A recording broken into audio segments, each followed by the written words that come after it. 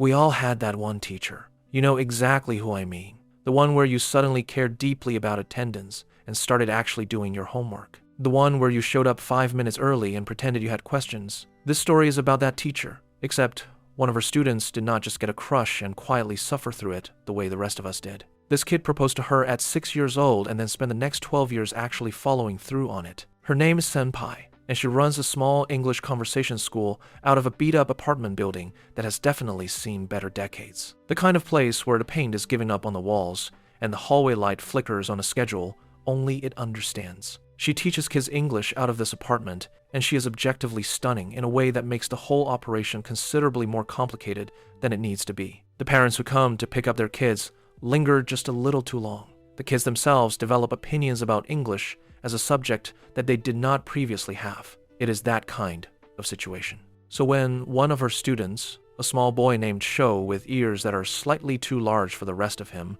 raises his hand one afternoon and announces that he wishes to marry her, she blinks, she processes. And then, because Senpai is a law-abiding person who would very much like to stay that way, she tells him something along the lines of, maybe, when you are older, you can have a shot. The kid wants specifics. He does not accept maybe, and he does not accept older. He asks her for an actual number, a specific age. He is 6 years old, and he is negotiating terms with her. Senpai thinks for a second and throws out the most legally safe answer she has, when you turn 18.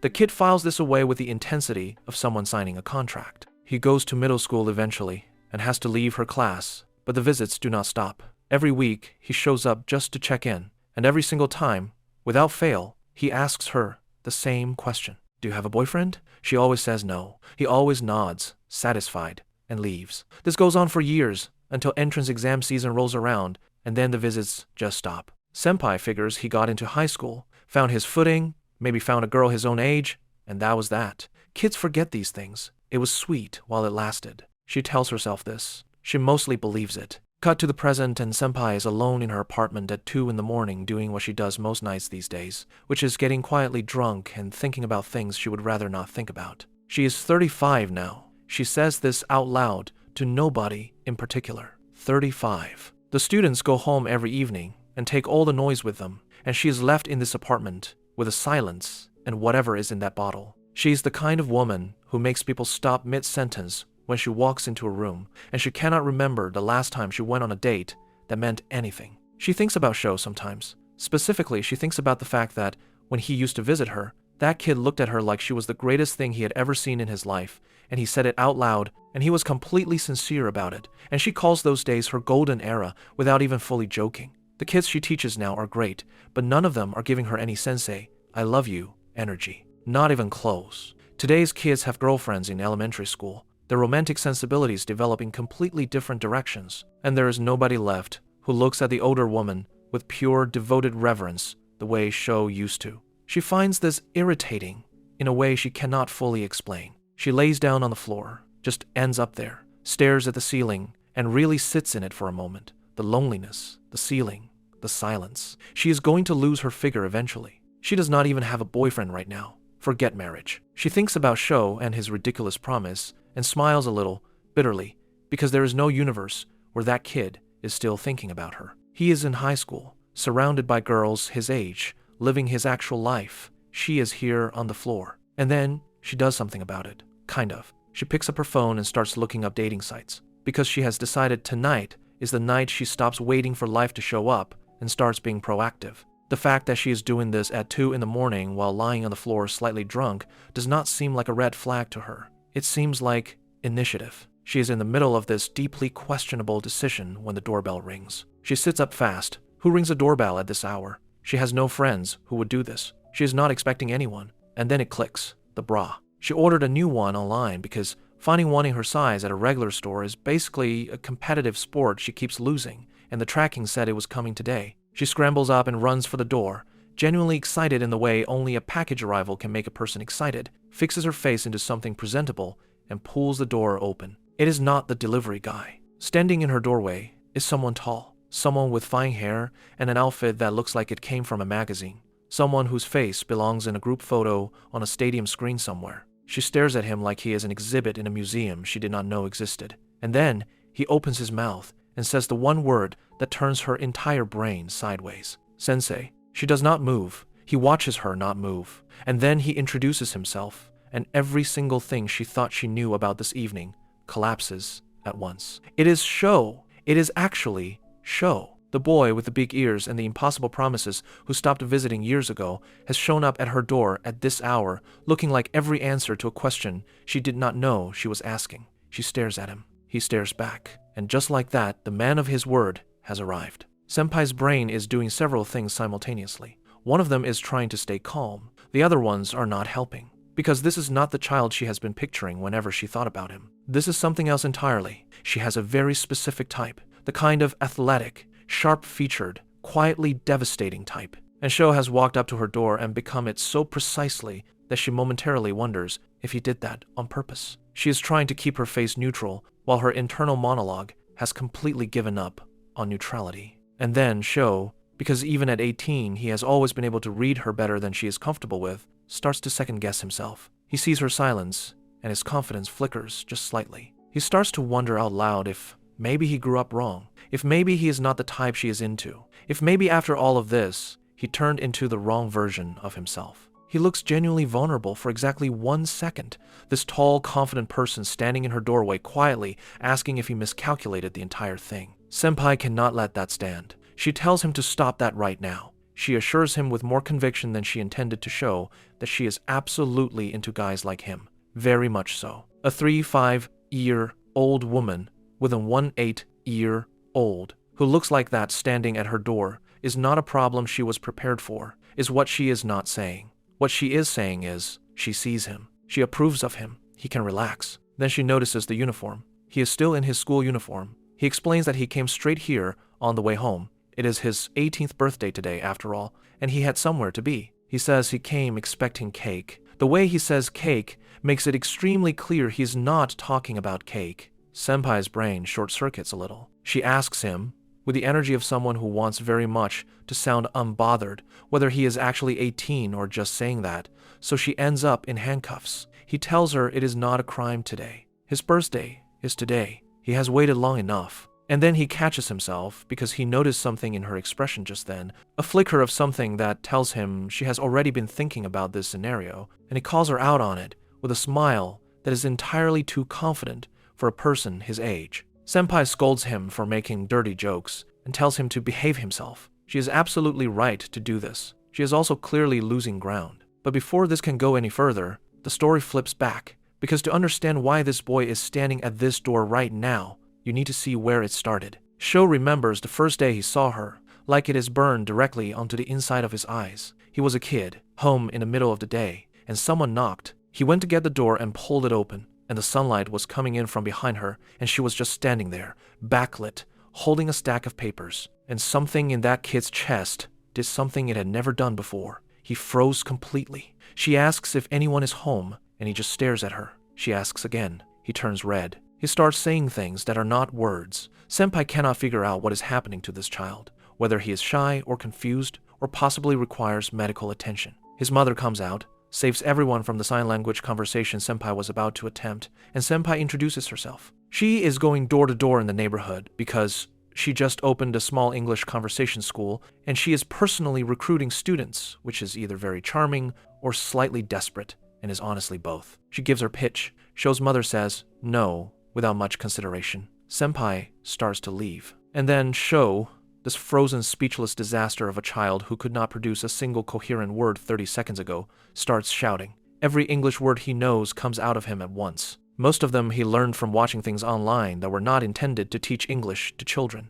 Cat, dog, fish, how are you? His mother has no idea what is happening. Senpai spins around, delighted, and starts complimenting his pronunciation with the enthusiasm of someone who absolutely needs this enrollment. Between the two of them, they talk the mother into giving it a shot, and that is how Sho ends up in Senpai's class. His interest in English as a language is 0. His interest in attending is enormous. Their first real lesson, Senpai is trying to teach him the correct way to pronounce the L in lemon. She explains that you curl the tongue just so. Sho tries and cannot get it right. So Senpai does what any dedicated teacher does and gets very close to his face to demonstrate. Close enough that he can see every detail of her lips moving, her tongue, her expression. the way she looks when she is concentrating. She's just being a good teacher. She has no idea what she's doing to this kid. Sho has completely stopped processing any information about the English language and has entered a different state entirely, one where he is just trying to keep himself together at close range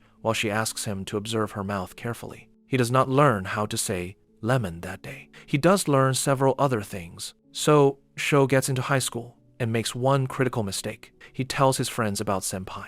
There are two of them. The first one is blonde, loud, and has exactly the energy of someone who will make every situation slightly worse. The second one is chubby, calm, and operates at a frequency the other two cannot access. Together, they are the most reliable friend group formula in the history of manga. One disaster, one voice of reason, and Sho in the middle, slowly losing his mind over a woman 12 years his senior. Blondie's response to learning about Senpai is to laugh for a while and then inform Sho that she is way too old for him and there is absolutely no way this works. Sho grabs him by the collar. This is not productive, but it is understandable. Chubby, being chubby, steps in and raises the actual concern, which is more terrifying than Blondie's mockery. In the next 5 years, Sho is going to change. His face will change. His body will change. He is going to grow into someone whose features they cannot predict right now. And what if he grows up into a type the Senpai is not interested in? What if he spends all this time waiting and then shows up at her door and she looks at him and feels nothing?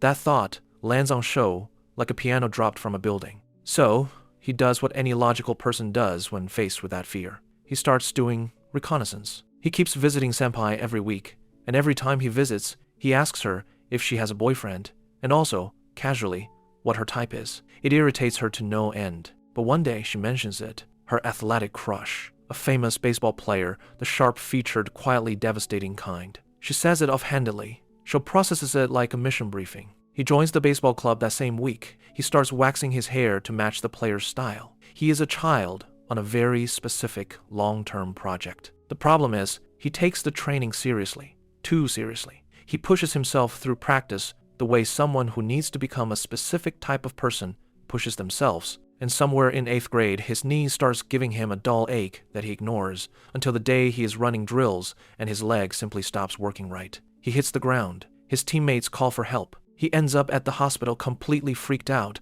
and the doctors give him the diagnosis, Osgood-Schlatter disease. Not exactly growing pains, they explain. It is a painful lump that develops below the knee from excessive activity combined with rapid growth, the body basically outpacing its own infrastructure. From 8th grade into 9th, he has shooting pains through his whole body as he grows. He can see the changes in himself almost day to day. He's turning into someone new, and he cannot tell yet if that someone is the right version. He starts looking at himself differently in mirrors. The face looking back at him is not the face that walked into Senpai's English class. Chubby's warning has taken up permanent residence in the back of his skull. What if this is the wrong face? What if, after all of this, he shows up and she does not feel anything? That thought starts keeping him from visiting her at all, which is the worst possible outcome, because now he is not even checking in, not even maintaining contact, just sitting with his anxiety and his changing reflection and the photograph of a baseball player he has been quietly measuring himself against for years. Then, one day at school, a girl with ponytails walks up to him. She is cute, she is nervous, she takes a breath and tells him she likes him and wants to go out. Sho thanks her and turns her down on the spot. His friends, who are watching from around a corner like the absolute disasters they are, lose their minds. Blondie cannot believe this. Fuji? He rejected Fuji? That girl is wonderful. And Sho just sent her home over some woman who teaches English out of a crumbling apartment? Fuji, to her credit, does not fall apart. She asks him quietly if he just dislikes her. He says no. She asks if there is someone else. He says yes. She starts listing girls from their class, Yamashita, Ryo, working through the roster. And Sho tells her it is none of them. The girl he likes does not go to this school, does not go to any school at all. Fuji processes this and walks away with her dignity intact, which she absolutely deserved. Blondie immediately starts yelling. Chubby, who has watched all of this, waits for the chaos to settle, and then says the thing he always says,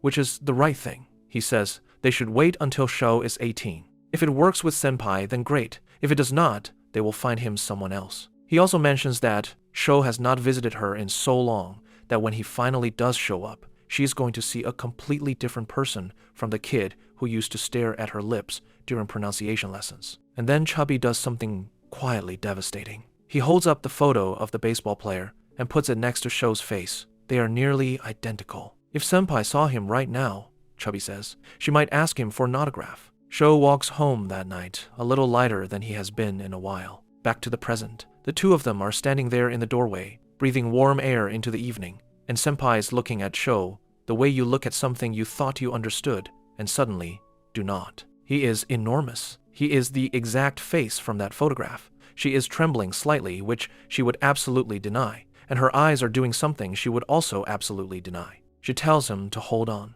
She is a bit drunk. She just needs a second to be a rational adult here, because there is a 7-year age gap between them, and when she was in elementary school, his father was creating him, and society is going to have opinions about this that she is not prepared to handle, and she has always thought of him as a child, so they cannot be a thing. She is just going to say that clearly, and he is going to understand and go home. Xiao listens to all of this, and then grabs her and hugs her, just like that, both arms, tight. The boy who spent years waiting, who waxed his hair and wrecked his knee and turned himself into her type, who stood at this door tonight on his 18th birthday, he is not getting friend-zoned again. Not after all of that. Senpai's brain has completely stopped working. She is being held, and she is also trying to process the part where this person is real and present and warm and exactly the right height to make this very complicated. While she is being held, she flashes back to that little boy who used to sit in her apartment and tell her he was going to marry her someday,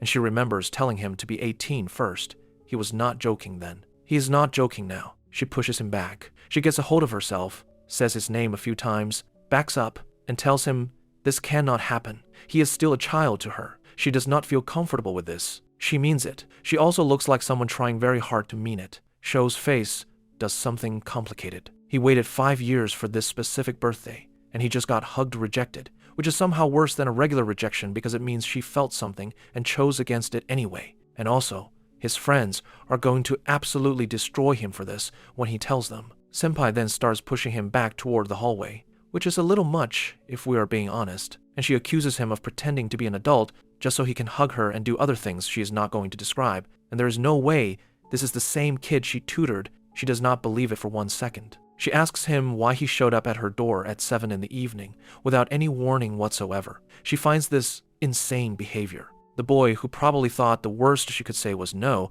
is now getting a full lecture in her hallway. She keeps going. She tells him he is still a student, which means he has a curfew, which means he should not even be out right now. She tells him he has no idea what marriage actually is, that it is not just the fun parts, that it is complicated and serious, and a person needs to be a full member of society before they can walk up to someone and propose, needs a job, needs life experience, needs to earn something before they can offer something. She is folding her arms and delivering this entire speech while Sho stands there with a faint smile, watching her lips move, and she can tell he is not absorbing a single word of this, and she knocks him on the head and asks if he is even listening. He tells her it has been so long since she scolded him, and he has missed it terribly. He says it with genuine warmth. The boy is blushing. Senpai pushes him the rest of the way out the door and into the outside. Then she takes a breath and asks the question she already regrets asking. If he graduates, if he gets a real job, is she going to have to marry him?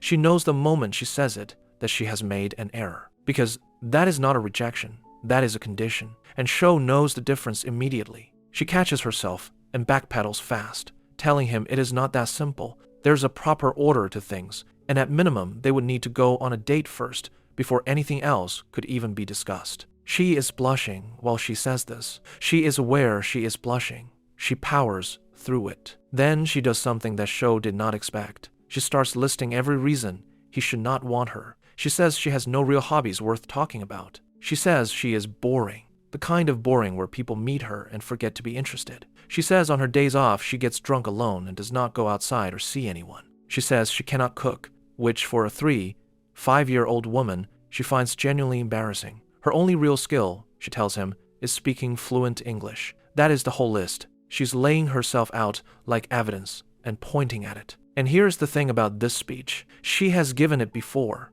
not to Sho, to someone else. The memory hits her mid-sentence. A car, night. A man sitting next to her who has heard some version of this self-description and responded to it very differently than Sho is going to.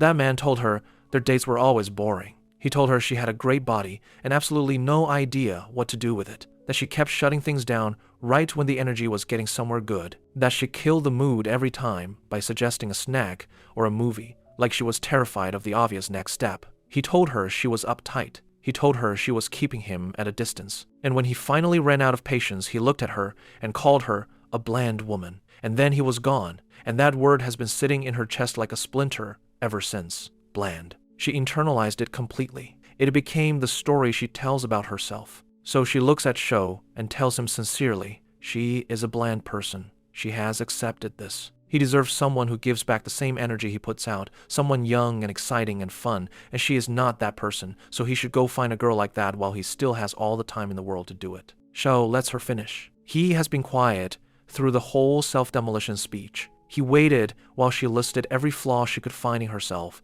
and handed them to him like she was doing him a favor. And when she is finally done, when she has gotten through boring and sloppy and bland, and you deserve someone better, he interrupts her and says the simplest version of the thing he has been trying to say this entire time. He made up his mind the day he first saw her. There's no going back from that. So he cuts through everything else and asks her directly, does she like him or not? Senpai opens her mouth and nothing comes out. Because that question just did something to her. Not the words exactly, but the delivery, the easy smile, the total lack of performance behind it. The fact that he has asked her this question before, she remembers it suddenly and completely. 14-year-old Sho, standing in front of her with the same expression, asking the same question. And she told him then that she would always love him, no matter what. She said it the way you say something to a child that you mean but do not mean the way they are going to take it. She had no idea, back then, that she was making a promise to someone who would actually come to collect it. She starts crying. It comes out of nowhere,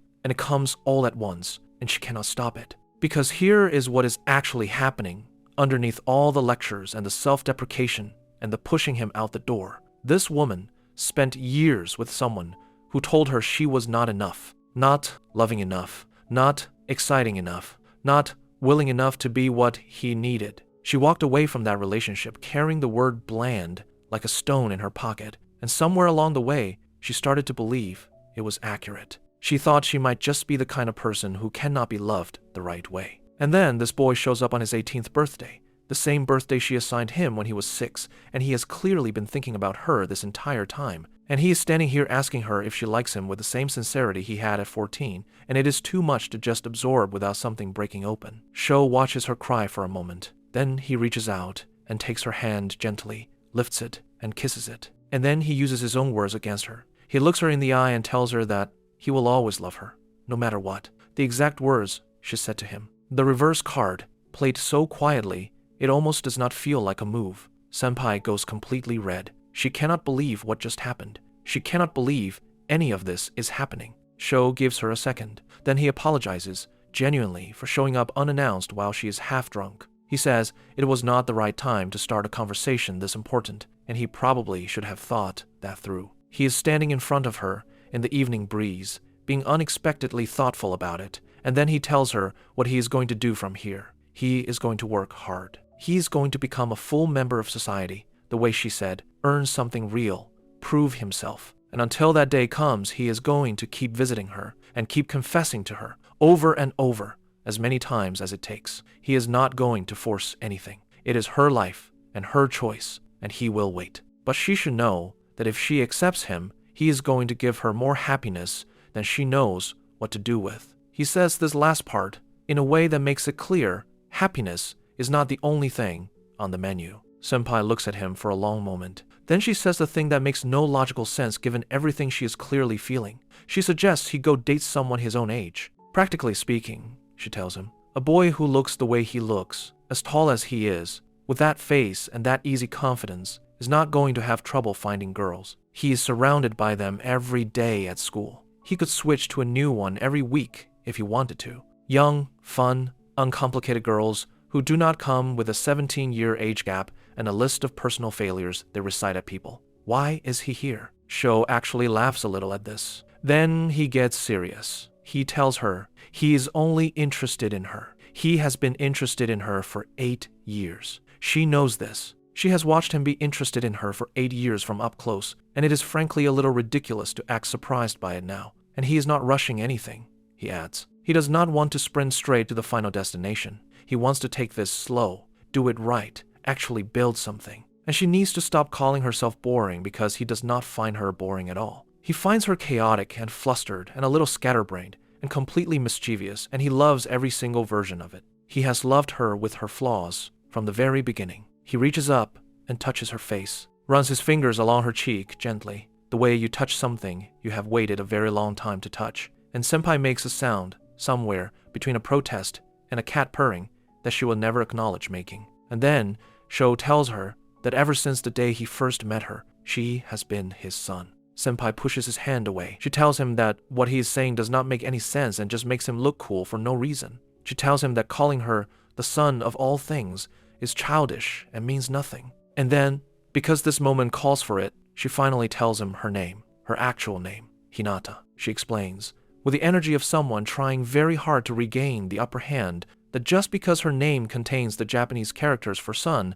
does not mean he gets to use it that way. That is not a compliment. That is wordplay. She is not his son. She folds her arms and gives him the look of someone who has decided they are winning this. Sho smiles. She tells him he does not know her. He saw her teacher side for a few years when he was a kid, and he has built an entire idea of her out of that, but he does not know who she actually is. And marriage, real marriage, is not something you decide on an idea. It requires actually knowing a person properly before you commit to suffering with them for the rest of your life. She tells him to think carefully. She is going to get old faster than he thinks. She is already boring. She is going to get boring and wrinkly at the same time, and then he will be stuck with her while he is still young enough to want something better. She is genuinely trying to talk him out of this. Sho makes a serious face and tells her that he will decide what is good for him. He has already thought about the age gap. He has already thought about what people will say. He has thought about all of it, and he does not care. He tells her that he lives in the now.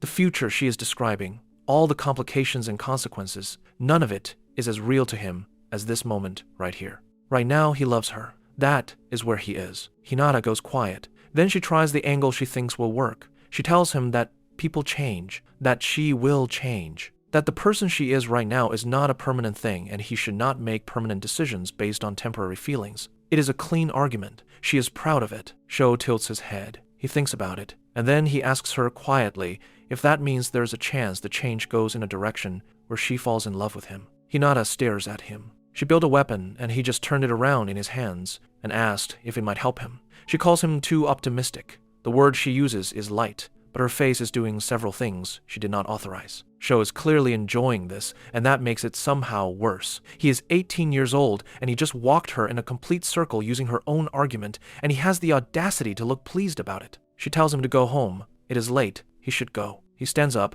takes a few steps toward a street, and stops. He turns back and tells her that today he officially turned 18. He says it like he's delivering important news she has been waiting for. He tells her that means they can get married now, that the condition she set has been met. Hinata, with tremendous composure, tells him that marriage requires both people to agree, and she has not agreed to anything. She is technically correct. She is also clearly retreating. Sho does not argue the technicality. He just nods and tells her what he's going to do instead. He is going to keep coming back, over and over, until the day she stops seeing him as her student and starts seeing him as a man. He says it simply, like a weather forecast, like it is already scheduled. And then, because Sho has never in his life done anything halfway, he adds that he is 18 now, which means he is an adult, and when he says he wants to be with her, he's not talking about reading books together or cleaning the apartment, and she should know exactly what is on his mind. He does not wait for her reaction. He just turns and walks away into the evening,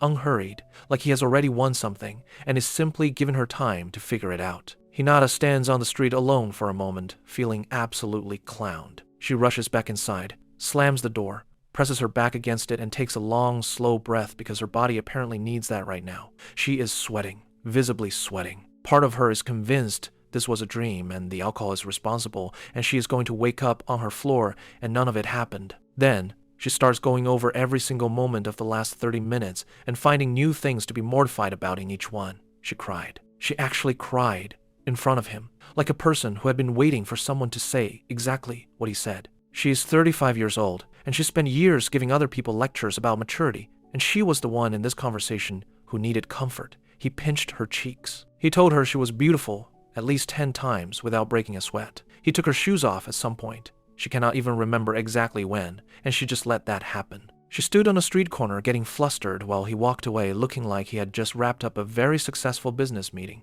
And he is tall. This is somehow a separate problem. In her head, Sho had stayed a certain size, the size of someone she could manage, and the actual person who showed up tonight is the height of a young tree, and she did not have a defense built for that. She cannot reconcile the kid who used to stare at her lips during English lessons with the person who just stood in her doorway and casually informed her of his intentions. They are clearly the same person. She cannot figure out how that happened without her noticing. She peels off her coat. She stares at the ceiling. She thinks about his hand on her face and his mouth against her knuckles, and the specific way he said he lives in the now, like the future was simply not a factor he had decided to include. She's going to have to deal with the fact that he's going to come back. He said it the way you say something that is already true. Not a threat, not a promise, just a fact about what is going to happen next. And she cannot stop him. And she's not sure she wants to. She knows what is at the end of this road if she lets it continue. She is a person, not a statue.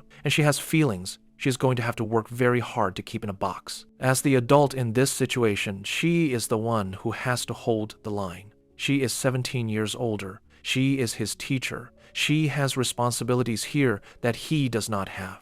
She sits down, and she admits, very quietly, only to herself, to the empty room and the ceiling and the night outside, when he said what he said, the real version of what he meant. Something in her stomach moved before she had a chance to stop it. She stares at the wall. She does not fully believe she is going to hold that line. So Hinata slams her apartment door, presses her back against it, takes a breath, and then does something that a rational person would not do. She slaps herself across the face, not lightly, hard enough to actually knock something loose in her head, because she needs to stop whatever is happening in there before it gets any worse. She tells herself to get a grip. She is a 3-5-year-old woman. She has been through things. She does not get to just cry in front of an 1-8-year-old and then stand there getting her hand kissed like she is in a period drama. That is not who she is. She goes to the bathroom, because the bathroom is where you go when you need to have a serious conversation with yourself, and she runs the water and does the whole routine, and then she makes the mistake of looking in the mirror.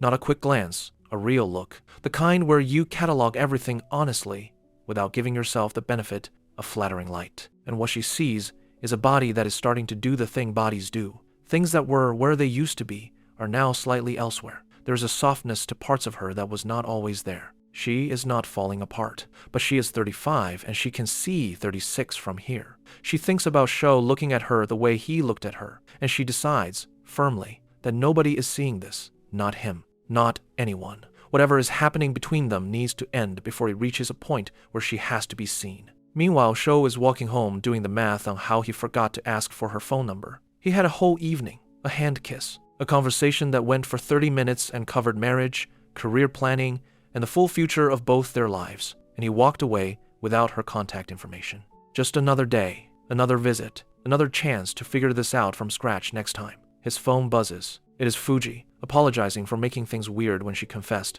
saying she wants to go back to just being friends and asking if they can call right now. Sho texts back that it is fine and they are still friends, but no to the call. He is thinking about someone else entirely. He is also thinking that he really needs to get her number next time. True to his word, Sho shows up again, and this time he came dressed for it. The man is wearing a double coat in weather that does not necessarily require a double coat, looking like someone who does private security work in a European city and has never once in his life been cold. He walks up with a smile already on his face and opens the conversation by telling Hinata that she is looking lovely today, which is just factually accurate and also extremely annoying to receive without warning. Hinata is wearing a black turtleneck, and she will not be giving him points for noticing. She stands in her doorway with the energy of someone managing a situation and asks him what exactly he is here for, because if he just came to hang out, then she is going to have to tell him that she does not feel comfortable inviting young men into her apartment, especially ones who have already announced their intentions, especially ones who look like that in a double coat. Sho tells her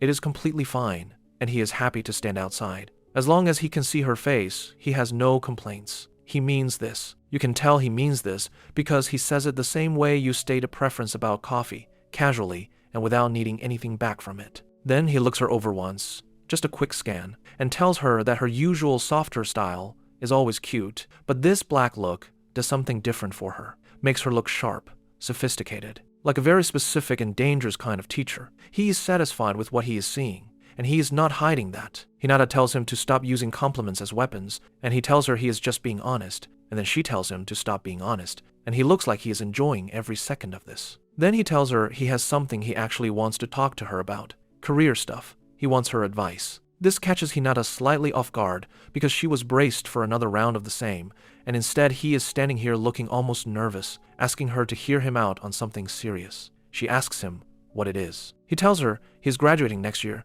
and he has been thinking about skipping university and going straight to work. He wants to start earning as fast as possible. Hinata keeps her face neutral. She tells him that money matters, yes, but more important than chasing the highest paycheck is finding something he can actually stick with. Consistency, she says, is the thing that compounds over time. If he jumps into a job purely for the salary and ends up hating it 6 months later, he is going to make himself miserable and probably quit, and then he is back at the start. She tells him to find something he can see himself doing long term, something he actually connects with. Then she stops, because Sho is smiling at her in a way that suggests he has been waiting for her to say exactly that. He tells her he's glad she said so, because that means he can take his time thinking about it before making a decision he might regret. Hinata nods and says, yes, of course, that is exactly what she meant. Sho's smile gets slightly more specific. He says that it is better to pursue something you feel genuinely connected to, something that will not bore you over time. Hinata agrees again. He thanks her warmly, and she realizes about 3 seconds later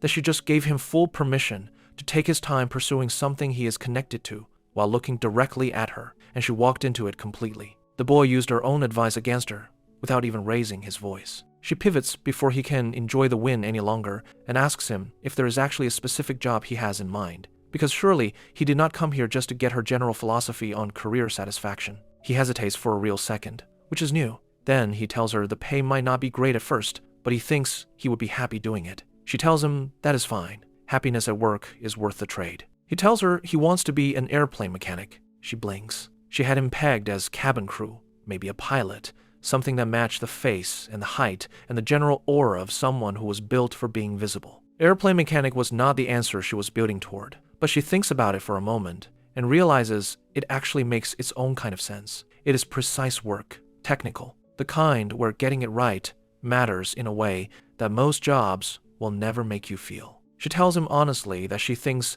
it is a cool and unique path, and she likes the image of someone keeping planes in the air, and she means it. Sho exhales slightly, like he had actually been nervous about telling her. He explains that technical school for airplane mechanics runs 3 years, and he is confident he can compete for a spot since they only take the best, and after that, he should be solid. Hinata nods through all of this, and then she asks him something before she has quite finished deciding whether to say it. She asks if this is going to be okay for them. Sho goes very still. He asks her what she means by that. Hinata immediately starts backpedaling because she cannot believe those words just came out of her mouth in that order. She is not admitting anything. She does not have feelings. She was just asking a practical question about logistics. She does not know why, she said. For them like that, it means nothing. Sho is not buying a single word of this, but he is gracious enough to let her panic for exactly as long as she needs to before he reaches out, takes her gently by the arm, pulls her a little closer, and tells her, quiet and certain, that the two of them are going to get married. Hinata turns red immediately and tells him to stop bringing up marriage in the middle of a career conversation. He tells her he will keep bringing it up until he is officially her boyfriend. She tells him that is not how any of this works. He smiles. She is blushing. She knows she is blushing, and that makes it worse. Hinata recovers quickly, or tries to. She pulls back, straightens up, and reminds Sho that nothing has changed on her end. She has not agreed to anything. She still has not changed her position on dating students, and just because he is now technically an adult does not mean she has updated her stance on any of this. He should not start celebrating. Shao takes this in. He nods slowly, and then, very pleasantly, he tells her that he completely understands and respects her decision, which is why he wants her to know that the technical school program takes 3 years. 3 years of training before he is a certified airplane mechanic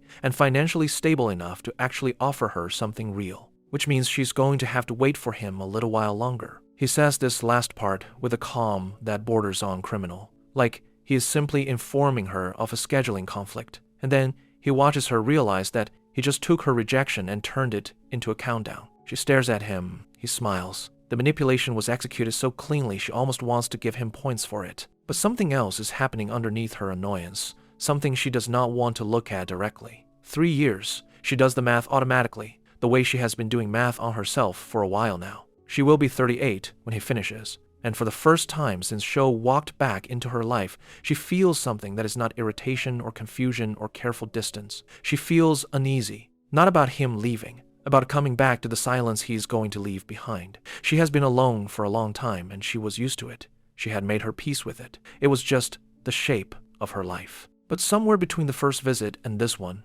without asking her permission, this boy has taken up space in the outline of her days, and 3 years is a long time to go back to an outline with nothing in it. She does not say any of this, obviously. Instead, she gets a strange feeling, a pull of recognition she cannot quite name, and then it comes to her. She has seen this face before. Not his current face, but the expression on it. The particular configuration of trying to hold something together while knowing he is about to go. The memory arrives fully formed. A younger Sho, still carrying some of the baby face, standing at her door looking like someone walking to an execution he scheduled himself. He had knocked, and she had opened the door and welcomed him in, and he had asked her if she had a minute in the quietest voice he had ever used with her. He said it might be the end of his weekly visits. He was starting middle school. The schedule would not allow it anymore. Hinata had not been devastated by this news. She had been kind about it, asked him how school was going, tried to keep things light. He had barely been able to answer. Every question she asked him seemed to make it worse. She asked about baseball,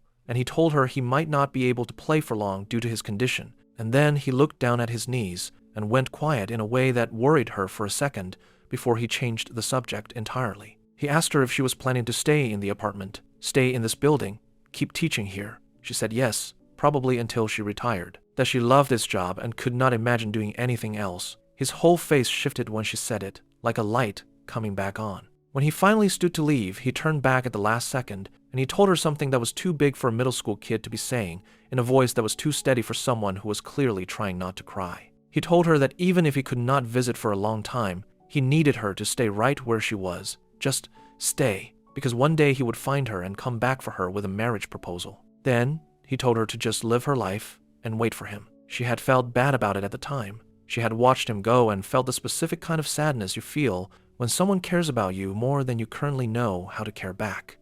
Back in the present, Hinata looks at Sho's face and she sees it, the same expression. The same exact face he made that day when he was a kid saying goodbye, that downhearted, careful look of someone trying to hold a feeling in place. She almost cannot believe it. History repeating itself with such precision that it feels like a joke the universe is telling specifically at her. She laughs. She cannot help it. It just comes out of her. Sho was not expecting that. He asks her what is funny. She tells him she will explain some other time, still smiling, and says that back in the day when he stopped visiting, she had assumed he was just busy with a girlfriend or something. This sets Sho off immediately. He steps closer and starts clarifying himself, firmly, that he was not seeing anyone. He was dealing with the growing pains, the knee, the whole situation his body put him through during those years. It was nothing like that. Hinata asks if he is okay now. He says completely fine, but makes the exact pity face he is insisting he was not making a moment ago. She tells him gently that he is welcome to visit again whenever he wants. Then,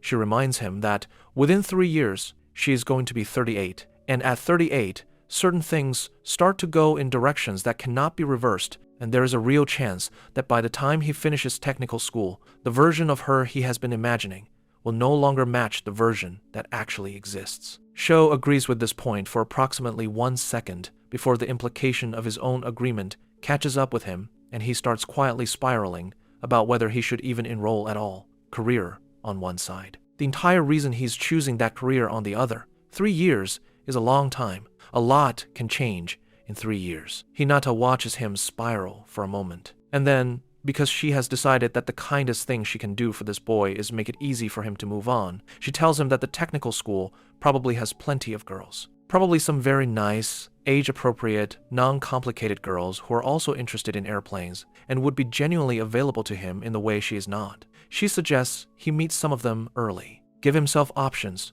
make it easier on everyone. Sho turns and looks at her. He grabs her by the shoulder, not roughly, but with enough presence that she does not mistake it for casual contact, and he looks her directly in the eye and tells her that, yes, there might be girls there, and no, He does not care, because there is no version of that sentence that changes anything for him. He rejected someone already. He is not going to stop. There are no substitutes for her. He says this last part close enough that she can feel the seriousness of it, and something about the combination of his grip on her shoulder and the certainty in his voice does something to Hinata that she is not prepared for. A sound escapes her, small, involuntary, the kind you make when something catches you off guard in a way that bypasses your defenses entirely. She goes red. Xiao releases her shoulder and steps back. He tells her he is serious and she needs to stop suggesting alternatives. Then he picks up his bag and, with the driest possible energy, says, "Thank you for the terrible advice." Hinata, still flustered, tells him he is welcome. She means it as a recovery move. It does not land as one.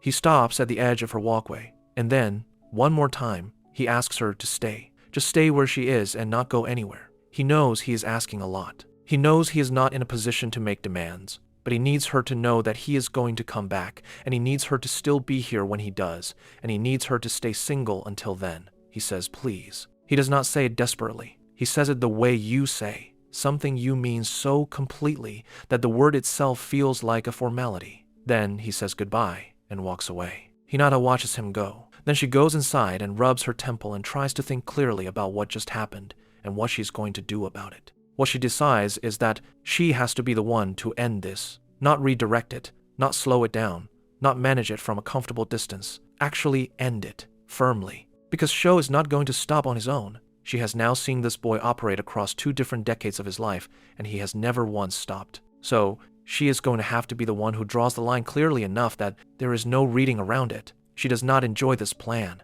She knows what it is going to take to actually execute it, and she knows it is going to feel like something she cannot take back. But she has to do it for his sake, before 3 years of absence does the complicated thing to both of them that absence tends to do. She is standing there with this resolution fully formed in her head when her phone lights up. A notification. She glances at it. It is a dating app, one of the marriage-focused ones, the kind where people are not browsing but actually looking for something real. She stares at it. Then she remembers. Months ago, on a late night, not unlike this one, she had downloaded something like this and then done nothing with it and forgotten entirely. The app apparently did not forget her. It just waited. It has picked the absolute best possible moment to resurface. She thinks about deleting it. She thinks about Sho asking her to wait. She thinks about herself at 38, at 40, sitting in this apartment, and whether the plan of waiting for an 8-year-old to finish technical school is actually a plan or just a very elaborate way of being alone for 3 more years. Her mood swings.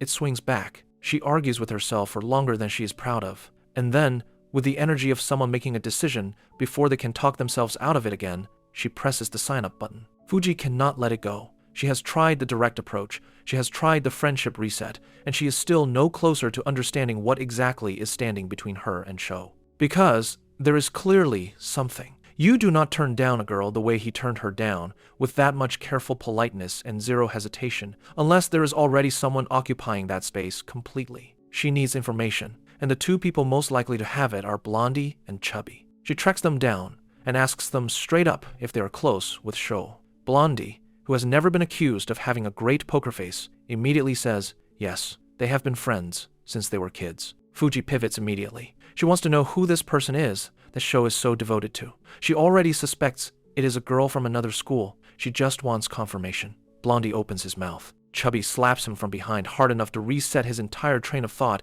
and Blondie snaps back to his senses like a soldier being called to attention. They tell her they have no idea what she is talking about. Fuji stares at them. She has interacted with enough people to know when she is being managed. Blondie, who clearly feels bad about the whole situation, starts trying to soften things without actually saying anything. And in the process of trying to be kind, he explains that Sho is just going through a complicated time, figuring out what to do with his life after graduation, that romance is probably not on his radar right now, that it is really more of a timing thing than anything personal. Fuji processes this. Then she tilts her head and asks, slowly, if maybe Sho is actually into boys. Both of them respond to this immediately and emphatically. No, absolutely not. In fact, Chubby explains with remarkable commitment, Sho is actually a bit of a pervert who keeps his feelings hidden but definitely has impure thoughts about girls. This is the information Chubby has chosen to deploy as a cover story. Fuji blinks.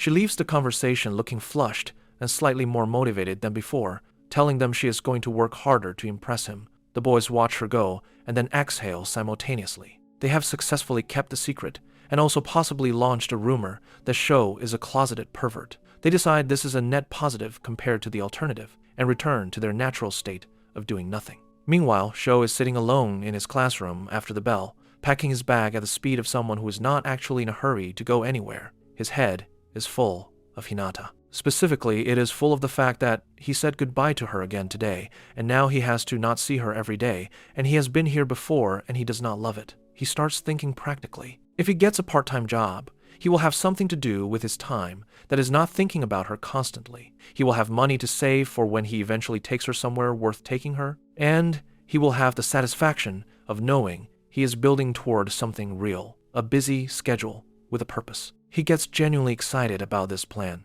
in the way that only a person who has never tried to balance school and work before can be genuinely excited about it. He is in the middle of this optimistic mental construction project when Fuji walks in. She seems cheerful, which is slightly unexpected, given recent history. She asks if he is heading home and whether she can walk with him. He asks what she is up to. She explains that she has no club activities anymore, so she tends to wander the school after hours, exploring, getting into things. Sho laughs at this, genuinely, because it is exactly the kind of answer he was not expecting from someone who has always seemed so composed around him. She smiles at making him laugh, and it does something to her face that she cannot quite hide. They end up talking about graduation plans. Fuji has an art school lined up. She even has a scholarship, and Sho is genuinely impressed by this and tells her so. She asks what he is planning. He tells her specialty school. She is surprised because with his grades, he could easily go to university. He says he considered it.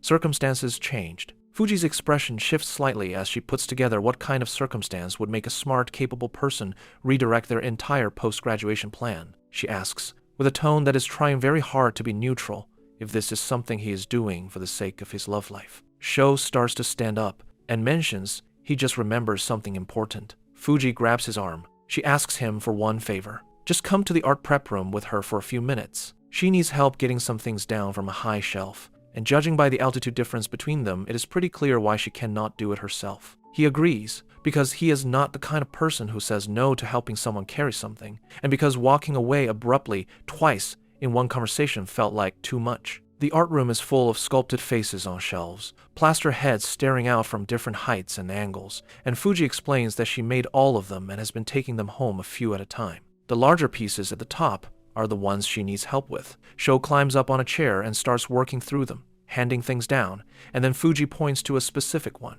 A figure sculpture, full body, with a notably generous silhouette. She tells him to be careful with that one. It is one of her best pieces. It won a prize at an exhibition. He lifts it carefully. It is coming down slowly when Fuji, with remarkable timing, mentions that the reason the figure came out so well is that she modeled it after herself. Sho's hands do something they should not do. His grip shifts while he is processing this information, and he ends up holding the sculpture in a way that is less carrying it and more just grabbing it directly by the chest, firmly. He realizes what he's doing approximately 2 seconds after his hands have already done it. The chair wobbles. He overcorrects. Something on the shelf above him falls to the floor with a sound that makes Fuji yelp. He does not drop the sculpture. He lands with it intact, hands it to her, and stands there vibrating with a specific humiliation of someone who cannot explain what just happened. Fuji laughs. She tells him he's extremely cute when he is flustered. Then she tells him she was joking about the sculpture being based on her body. Her actual figure is nowhere near that impressive, she says,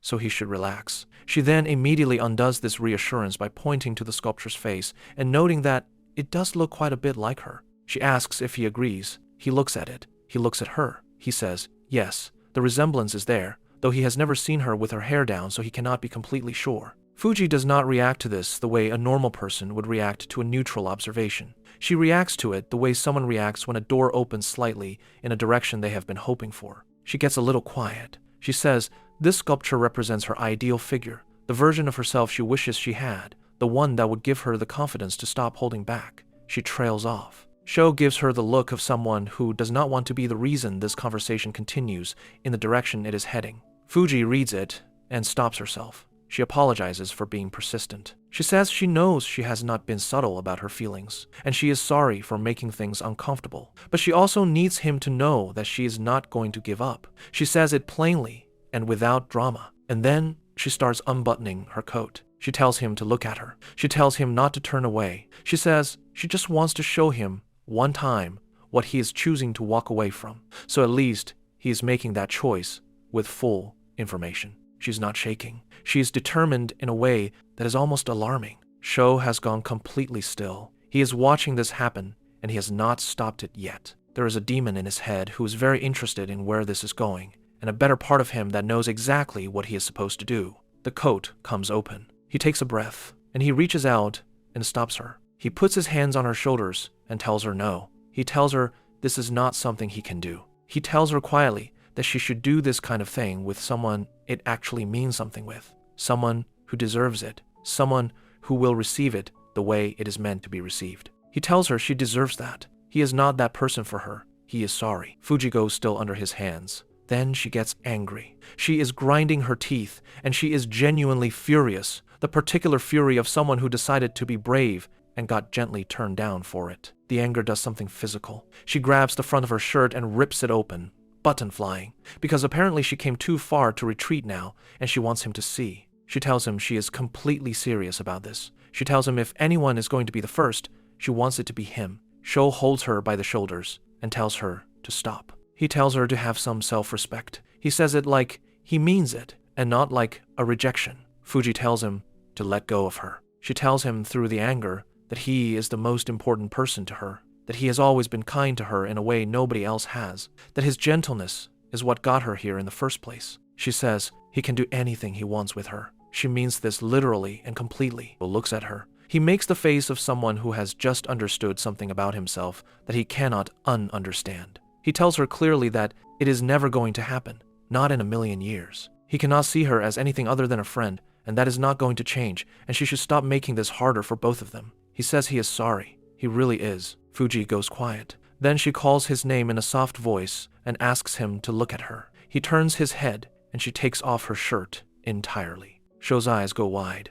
Whatever expression is on his face right now, it is not a simple one. Then, from somewhere in his chest, he finds the one thought that can override everything else in this room right now. He remembers Hinata. He remembers specifically the moment he told her he was not talking about reading books. He remembers every year he put into this. He picks up his bag. He says sorry one more time. And then he runs. Not walks, runs. Out of the art room, down the hall, out of the school building, into the street. And he keeps going until he reaches an alley near a warehouse where he finally stops and leans against a wall and tries to remember how to breathe normally. His eyes are doing something embarrassing. He starts sliding down the wall. Fuji is still in the art room, alone. The silence in there is a specific kind of silence. She looks at herself, at the sculpture, at the button on the floor. She sits down, and then she starts crying, properly. The kind of crying that comes from making herself completely vulnerable and watching the person walk out anyway. She curls up on the art room floor next to the sculpture that looks like her face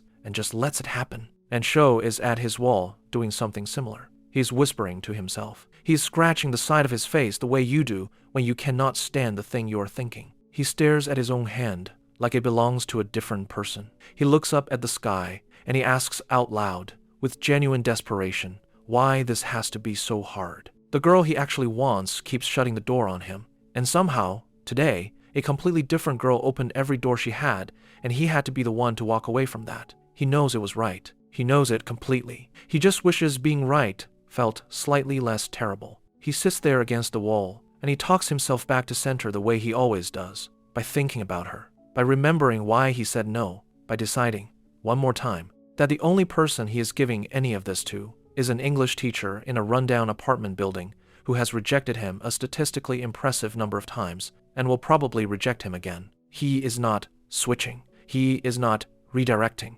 He is not going to be the person who settles. He wipes his face. He stands up. He starts walking home. If you liked the video, please drop a like and subscribe to stay tuned for the next part.